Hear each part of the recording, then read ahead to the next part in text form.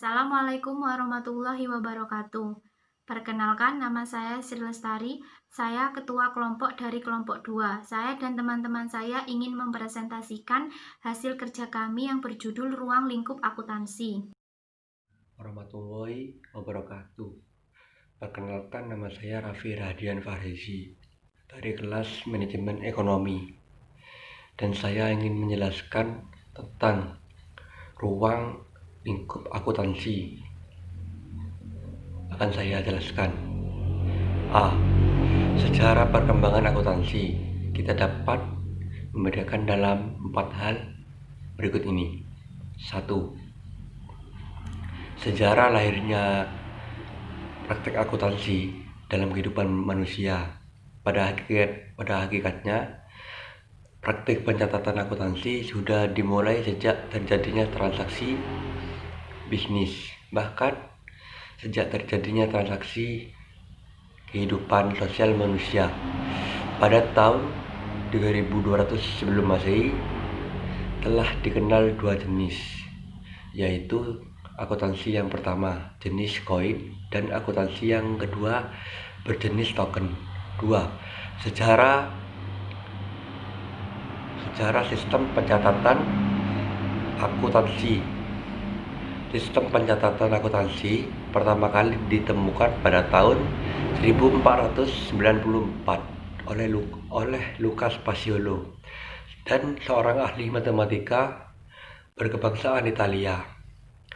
Awal pencatatan dimulai dari adanya bangsawan. 2. Kegiatan tersebut adalah kegiatan pencatatan dan penarikan pajak. Kegiatan pencatatan, perjalanan, dan perdagangan. 3. Perkembangan ilmu akuntansi. Timbulnya revolusi industri pada tahun 1776 menimbulkan dampak positif terhadap perkembangan akuntansi. Perusahaan dibentuk oleh sekumpulan orang yang bekerja bersama-sama dalam suatu badan. Keadaan inilah yang menimbulkan perlunya laporan, baik sebagai informasi maupun sebagai pertanggungjawaban. Keempat, perkembangan akuntansi di Indonesia. Perkembangan akuntansi di Indonesia tidak bisa lepas dari perkembangan akuntansi di negara asal pengembangannya. Dengan kata lain, negara luarlah yang membawa akuntansi itu ke negara Indonesia. Kendati tidak bisa disangka bahwa masyarakat Indonesia sendiri pasti memiliki sistem akuntansi atau sistem pencatatan pelaporan tersebut. Hanya sekian yang saya bahas. Assalamualaikum warahmatullahi wabarakatuh. Assalamualaikum warahmatullahi wabarakatuh. Perkenalkan, nama saya Dina Deltalia Febrianti. Di sini saya akan menjelaskan tentang pengertian akuntansi. Pengertian akuntansi menurut American Accounting adalah suatu proses mengidentifikasi, mengukur, dan melaporkan informasi ekonomi untuk memungkinkan adanya penilaian dan keputusan yang jelas serta tegas bagi pihak yang menggunakan informasi tersebut.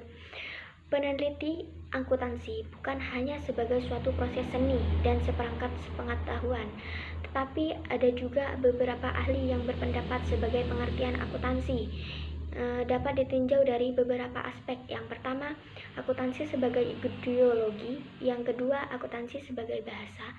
Yang ketiga yaitu sebagai catatan historis. Yang keempat, akuntansi sebagai realitas ekonomi. Yang kelima, akuntansi sebagai sistem informasi. Yang keenam, akuntansi sebagai komoditi. Yang ketujuh, akuntansi sebagai sistem pertanggungjawaban. Yang kedelapan, akuntansi sebagai ideologi.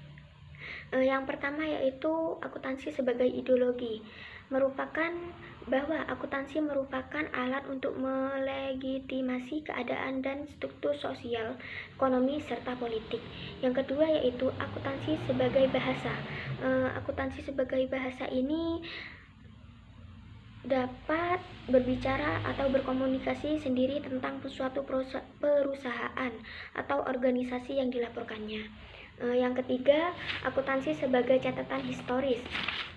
Maksudnya itu dianggap sebagai wahana untuk memberikan gambaran tentang sejarah, organisasi, dan transaksi yang dilakukan dengan lingkungannya di masa lalu. Yang keempat, akuntansi sebagai sistem realitas ekonomi. Maksudnya itu dapat menggambarkan realitas ekonomi perusahaan pada saat ini. Yang kelima, akuntansi sebagai sistem informasi. Maksudnya yaitu menggambarkan proses dari hubungan antar sumber data dan para penerima informasi melalui komunikasi. Yang keenam, akuntansi sebagai komoditi. Maksudnya itu informasi sebagai komoditi, barang yang dijual kepada konsumen karena daya gunanya. Output akuntansi yang berbentuk informasi adalah bentuk dari suatu pabrik. Yang ketujuh, akuntansi sebagai sistem pertanggungjawaban. Maksudnya yaitu akuntansi juga dapat dijadikan sebagai media untuk mempertanggungjawabkan pengelolaan suatu perusahaan atau lembaga kepada predikal atau pemilik. Terima kasih.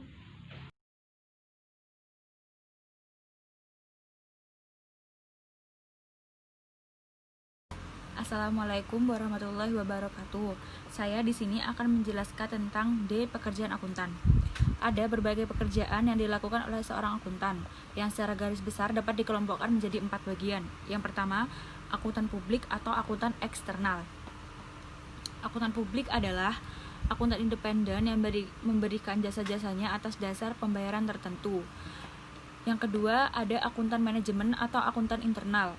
Akuntan manajemen atau akuntan internal adalah akuntan yang bekerja dalam suatu perusahaan atau organisasi. Yang ketiga, akuntan pendidik. Akuntan pendidik adalah akuntan yang bertugas sebagai pendidik yang melakukan tugas mengajar, menyusun kurikulum pendidikan akuntansi, dan melakukan penelitian di bidang akuntansi. Yang keempat atau yang terakhir, ada akuntan pemerintah. Akuntan pemerintah adalah akuntan yang bekerja pada badan-badan pemerintah seperti Departemen Pemerintah, Badan Pengawas Keuangan dan Pembangunan atau BPKP, Inspektoral Jenderal, dan lain-lain. Terima kasih. Wassalamualaikum warahmatullahi wabarakatuh. Assalamualaikum warahmatullahi wabarakatuh. Perkenalkan, nama saya Muhammad Iqbal Firmansyah dari kelas F Manajemen kelompok 2 akuntansi. Jadi di sini saya akan menjelaskan tentang pemakaian informasi akuntansi. Akuntansi menyediakan cara untuk mengumpulkan informasi ekonomi dan melaporkannya kepada pihak-pihak yang berkepentingan. Pihak-pihak yang berkepentingan terhadap informasi akuntansi adalah sebagai berikut. Yang pertama adalah investor. Investor adalah orang-orang atau lembaga yang akan menanamkan modalnya dalam suatu perusahaan. Yang kedua, karyawan. Karyawan adalah orang-orang yang bekerja dalam perusahaan dan memperoleh imbalan jasa dari perusahaan. Yang ketiga, kreditor. Kreditor adalah orang atau perusahaan yang memberikan pinjaman dana kepada perusahaan untuk keperluan usaha. Yang keempat, pemasok atau supplier. Pemasok atau supplier adalah orang-orang atau perusahaan yang menjual berbagai barang kepada perusahaan. Yang kelima, pemerintah. Pemerintah adalah lembaga yang memiliki kewenangan untuk membuat peraturan usaha dan hasil terkait dengannya. Yang terakhir, masyarakat. Masyarakat sendiri adalah orang-orang yang mendapat dampak dan keberadaan suatu perusahaan. Terima kasih. Assalamualaikum warahmatullahi wabarakatuh. Perkenalkan, nama saya Sabila Anggraini. Di sini saya akan menjelaskan tentang materi konsep-konsep dalam penyusunan laporan keuangan. Penyusunan laporan keuangan harus menggunakan konsep-konsep dasar laporan keuangan. Konsep-konsep itu adalah sebagai berikut. A. Konsep entitas usaha atau business entity principle. Konsep ini menghendaki pemisahan secara tegas antara perusahaan dengan pemilik. Yang B. Konsep kelangsungan usaha atau continuity principle. Konsep ini menghendaki adanya dasar pemikiran bahwa suatu perusahaan didirikan untuk jangka waktu tak terbatas. Yang C. Konsep dasar keuangan atau monetary principle. Konsep ini menghendaki agar penyusunan laporan keuangan menggunakan kesatuan untuk pelaporan. Yang D. Konsep realisasi penghasilan atau Revenue Realization Principle. Konsep ini menyatakan bahwa realisasi penghasilan adalah ketika adanya penjualan atau penyerahan jasa, bukan saat pembayarannya. Yang E. Konsep harga pokok atau Cost Principle. Konsep ini menghendaki adanya pengukuran aset sebesar nilai perolehan awal, historical cost, dan pengakuan kewajiban sebesar nilai yang harus dibayar ketika jatuh tempo. Yang F. Konsep menandingkan antara penghasilan dan biaya atau matching principle. Konsep ini menghendaki adanya ketetapan dalam membandingkan penghasilan satu periode buku dengan biaya untuk memperoleh penghasilan tersebut. Yang G. Konsep tidak memiliki atau objektivitas prinsipal. Yang H. Konsep konsisten atau konsistensi prinsipal. Yang I. Konsep penjelasan atau pengungkapan disclosure prinsipal. Yang J. Konsep materialisasi atau materialisasi prinsipal. Yang K. Konsep hati-hati atau conservation principle. Assalamualaikum warahmatullahi wabarakatuh. Di sini saya akan melanjutkan presentasi dari rekan saya, yaitu G. Karakteristik kualitatif laporan keuangan. Karakteristik merupakan ciri khas yang memberikan informasi laporan keuangan berguna bagi pemakai. Laporan keuangan yang dihasilkan oleh suatu perusahaan harus memberikan manfaat bagi pihak-pihak yang berkepentingan dengan laporan keuangan tersebut. Sesuai dengan itu, ada beberapa standar kualitas yang harus dipenuhi, yaitu poin A. Dapat dipahami, laporan keuangan disajikan dengan cara yang mudah dipahami, dengan anggapan bahwa pemakai telah memiliki pengetahuan yang memadai tentang aktivitas ekonomi dan bisnis. B. Relevan. Maksudnya adalah bahwa informasi keuangan yang diberikan dapat memenuhi kebutuhan pemakai dan dapat membantu pemakai dalam mengevaluasi peristiwa masa lalu serta masa yang akan datang. Poin C. Keandalan atau reliabilitas. Informasi keuangan yang dihasilkan suatu perusahaan harus diuji kebenarannya oleh seorang pengukur yang independen dengan metode pengukuran yang tetap. Poin D. Dapat dibandingkan atau komparabilitas. Penyajian laporan keuangan dapat membandingkan laporan keuangan antar periode, sehingga dapat mengidentifikasi kecenderungan posisi dan kinerja keuangan. Poin E. Netral. Informasi keuangan harus ditujukan kepada tujuan umum penggunaan, bahkan ditujukan kepada pihak tertentu saja. Laporan keuangan tidak boleh berpihak pada salah satu pengguna laporan keuangan tersebut. Poin F. Tepat waktu. Laporan keuangan harus dapat disajikan sedini mungkin agar dapat digunakan sebagai dasar pengambilan keputusan perusahaan sesuai dengan waktu yang dibutuhkannya. Dan yang terakhir adalah G. Lengkap. Informasi keuangan harus menyajikan semua fakta keuangan yang penting, sehingga menyajikan fakta-fakta tersebut sedemikian rupa sehingga tidak akan menyesatkan pembacanya. Demikian yang dapat saya sampaikan dan akan dilanjutkan oleh rekan saya. Wassalamualaikum warahmatullahi wabarakatuh. Assalamualaikum warahmatullahi wabarakatuh. Perkenalkan, nama saya Sri Lestari. Saya ingin melanjutkan presentasi poin H, yaitu laporan keuangan dan unsur-unsurnya. Laporan keuangan merupakan hasil akhir dari aktivitas akuntansi. Laporan keuangan terdiri dari hal-hal yang dibahas berikut ini. 1. Laporan laba rugi atau income statement.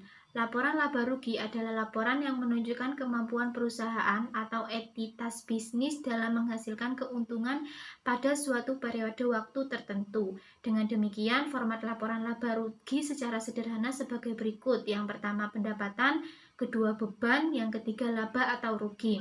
Pendapatan adalah kenaikan kekayaan perusahaan akibat penjualan produk atau jasa dalam rangka menjalankan kegiatan usaha perusahaan. Yang kedua adalah beban, merupakan pengorbanan ekonomis yang dilakukan perusahaan untuk memperoleh barang atau jasa yang digunakan dalam perusahaan dan bermanfaat pada suatu periode tertentu. Materi yang kedua adalah laporan ekuitas pemilik atau Statement of Owner's Equity. Laporan ekuitas pemilik adalah laporan yang menunjukkan perubahan ekuitas pemilik selama periode waktu tertentu. Secara sederhana, format laporan perubahan ekuitas adalah sebagai berikut. Yang pertama, modal atau laba ditahan di awal periode. Yang kedua, laba atau rugi. Yang ketiga, PREV atau pembayaran dividen. Yang keempat adalah modal atau laba yang ditahan di akhir periode. Modal atau ekuitas adalah yang ditanamkan pemilik perusahaan ke dalam perusahaan yang dimilikinya. Yang laba merupakan selisih antara pendapatan dan beban, di mana pendapatan lebih besar dari beban. Rugi merupakan selisih antara pendapatan dan beban, di mana beban lebih besar daripada pendapatan. PREV adalah pengambilan uang atau barang perusahaan untuk kepentingan pribadi dari pemilik perusahaan. 3. Neraca atau balance sheet. Neraca adalah laporan keuangan yang menggambarkan kondisi keuangan suatu perusahaan pada tanggal tertentu. Bentuk laporan neraca secara sederhana adalah sebagai berikut, meliputi aset dan kewajiban ekuitas. Aset yang pertama adalah aset lancar dan aset tetap, nanti memiliki total aset. Yang kedua adalah kewajiban dan ekuitas. Kewajiban terdiri dari utang A dan ekuitas terdiri dari modal A. Nanti terdapat total kewajiban dan ekuitas. Aset adalah kekayaan yang dimiliki perusahaan atau pada suatu periode tertentu. Yang B adalah kewajiban atau utang, adalah klaim atau hak dari pihak ketiga atau kreditor atau aset perusahaan atau kewajiban perusahaan terhadap pihak lain. C. Ekuitas adalah klaim perusahaan terhadap pemilik perusahaan, investor, atau harta kekayaan yang ditanamkan oleh pemilik pada perusahaan yang dimilikinya. Yang keempat adalah laporan arus kas atau Statement of Cash Flows. Laporan arus kas adalah laporan yang menggambarkan arus kas masuk atau penerimaan kas dan arus kas keluar yang disebut pengeluaran kas. Dalam suatu periode tertentu, terkait dengan laporan arus kas tersebut, aktivitas perusahaan dapat dikelompokkan dalam 3 aktivitas utama. Yang pertama adalah aktivitas operasi, yang kedua adalah aktivitas investasi, yang ketiga adalah aktivitas pembiayaan. Sekian materi yang saya sampaikan. Bila ada kata dan salah yang saya ucapkan, mohon dimaafkan. Sekian dari saya. Wassalamualaikum warahmatullahi wabarakatuh. Assalamualaikum warahmatullahi wabarakatuh. Perkenalkan, nama saya Rafiuddin. Saya akan membahas jenis dan bentuk perusahaan. Dalam sudut pandang ekonomi, perusahaan merupakan wadah untuk mencapai tujuan bersama para pendirinya dengan melakukan kegiatan ekonomi dalam suatu masyarakat. Perusahaan ini terbagi menjadi 3. Pertama, perusahaan jasa. Kedua, perusahaan dagang. Dan yang ketiga, perusahaan industri.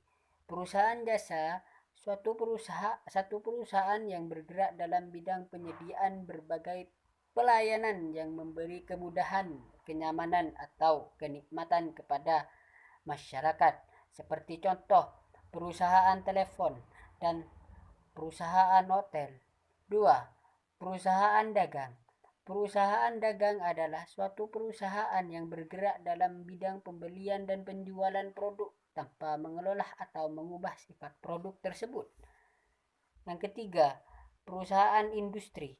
Perusahaan industri ini adalah perusahaan yang bergerak dalam bidang pengelolaan bahan mentah dalam suatu produksi. Pergolongan berdasarkan bentuknya, perusahaan digolongkan menjadi 3. Perusahaan perorangan, persekutuan, perseroan terbatas. Perusahaan perorangan adalah perusahaan yang dimiliki dan dijalankan oleh satu orang dengan tanggung jawab yang penuh atas segala risiko. Pemilik perusahaan ini sekaligus bertindak sebagai manajer. Persekutuan adalah perusahaan yang dimiliki oleh 2 orang atau lebih yang bersama-sama sepakat untuk berkinerja sama menjalankan usaha dan membagi keuntungan atas perjanjian yang bersepakati bersama. Atas kerjasamanya tersebut dinamakan partnership. Perusahaan persekutuan ini terbagi menjadi dua, yaitu firma dan komoditer. Persekutuan firma yang didirikan dan menjalankan perusahaan di bawah satu nama. Sedangkan persekutuan komoditer atau yang disebut CV ini adalah persekutuan dengan seorang atau berupa orang sekutu yang mempunyai tanggung jawab penuh terhadap pihak ketiga. Yang disebut pihak ketiga yakni sekutu pengelola, sekutu aktif, managing partner.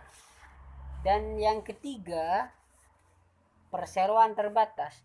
Perseroan terbatas adalah persekutuan terhadap hukum dengan tanggung jawab pemilik terbatas yang disetorinya. Assalamualaikum warahmatullahi wabarakatuh. Sekian presentasi dari kelompok kami. Apabila ada pengucapan kata yang salah atau penyampaian kata yang salah, mohon dimaklumi dan dimaafkan. Sekian, wassalamualaikum warahmatullahi wabarakatuh.